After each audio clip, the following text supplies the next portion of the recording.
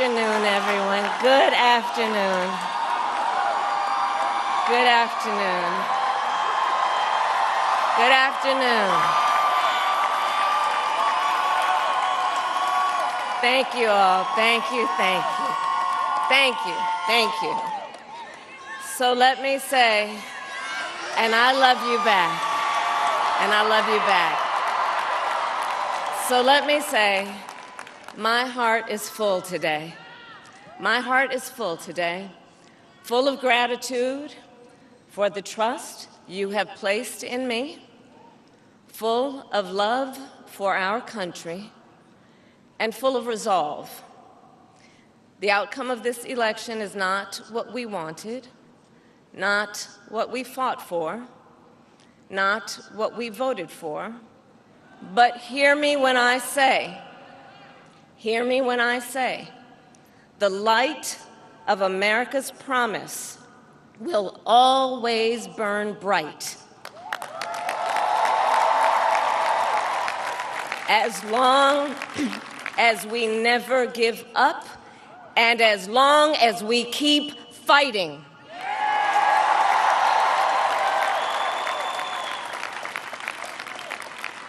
To my beloved Doug and our family, I love you so very much. To President Biden and Dr. Biden, thank you for your faith and support. To Governor Walz and the Walz family, I know your service to our nation will continue. And to my extraordinary team, to the volunteers who gave so much of themselves, to the poll workers and the local election officials, I thank you all. Look, I am so proud of the race we ran, and the way we ran it, over the 107 days of this campaign. We have been intentional about building community and building coalitions, bringing people together from every walk of life and background, united by love of country with enthusiasm and joy in our fight for America's future. And we did it with the knowledge that we all have so much more in common than what separates us. Now, I know folks are feeling and experiencing a range of emotions right now. I get it. But we accept the results of this election. Earlier today, I spoke with President-elect Trump and congratulated him on his victory. I also told him that we will help him and his team with their transition, and that we will engage in a peaceful transfer of power.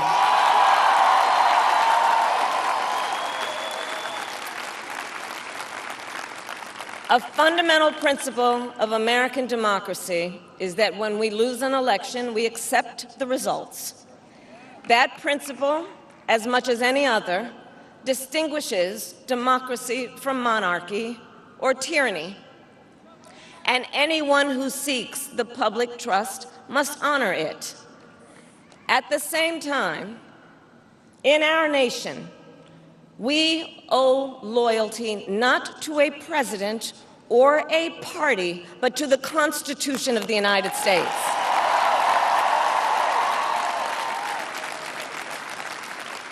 And loyalty to our conscience and to our God. My allegiance to all three is why I am here.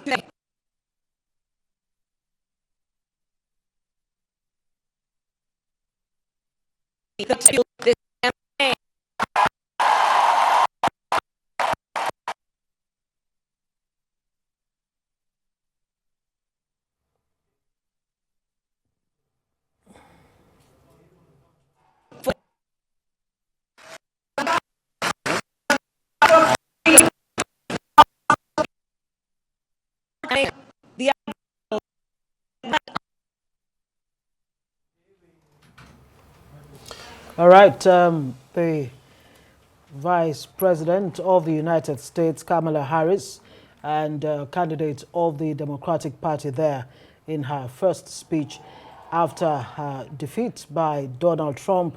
Of course, she lost by, with a figure of 222 compared to Trump's 291 votes. Like she stated earlier, she had put that call across to Donald Trump.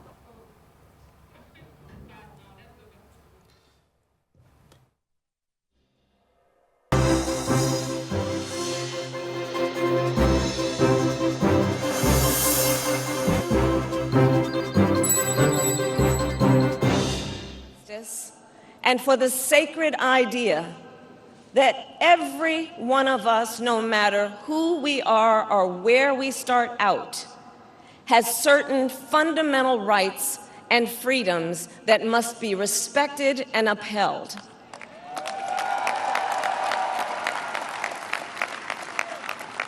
And we will continue to wage this fight in the voting booth, in the courts, and in the public square.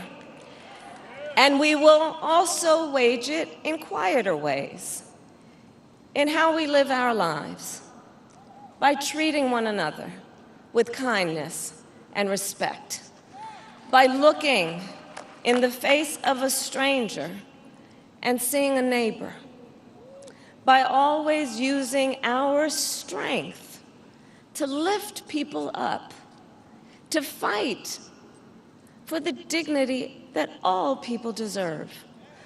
The fight for our freedom will take hard work, but like I always say, we like hard work. Hard work is good work. Hard work can be joyful work. And the fight for our country is always worth it. It is always worth it.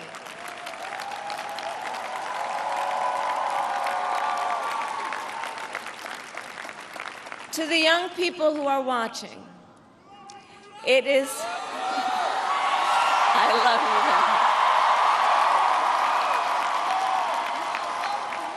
you. To the young people who are watching, it is okay to feel sad and disappointed, but please know it's going to be okay. On the campaign, I would often say, when we fight, we win. But here's the thing. Sometimes the fight takes a while. That doesn't mean we won't win. That doesn't mean we won't win. The important thing is don't ever give up. Don't ever give up. Don't ever stop trying to make the world a better place. You have power. You have power. And don't you ever listen when anyone tells you something is impossible because it has never been done before.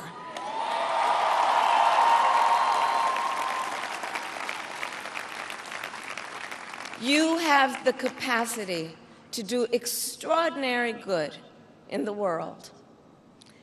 And so to everyone who is watching, do not despair.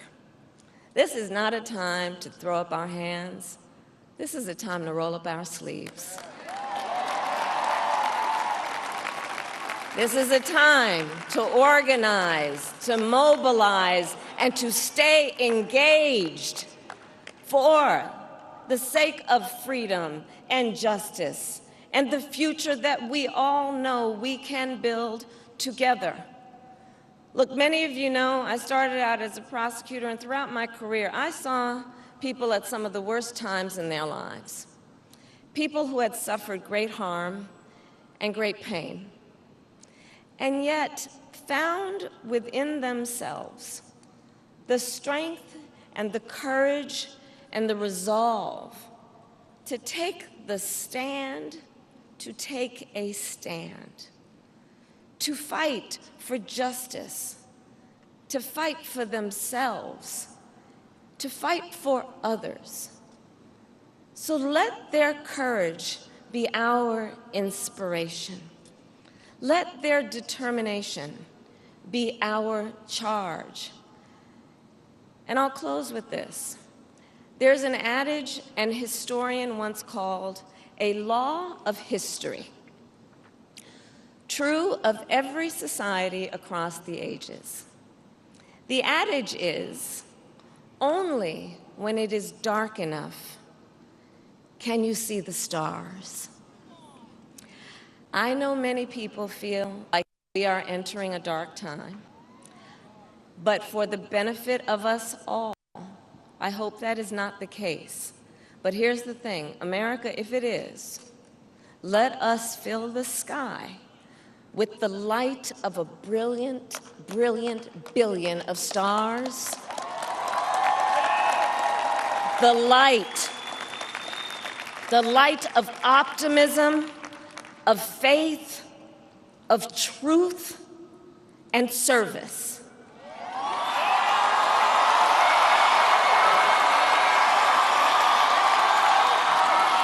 HU. And may that work guide us, even in the face of setbacks, toward the extraordinary promise of the United States of America. I thank you all. May God bless you, and may God bless the United States of America. I thank you.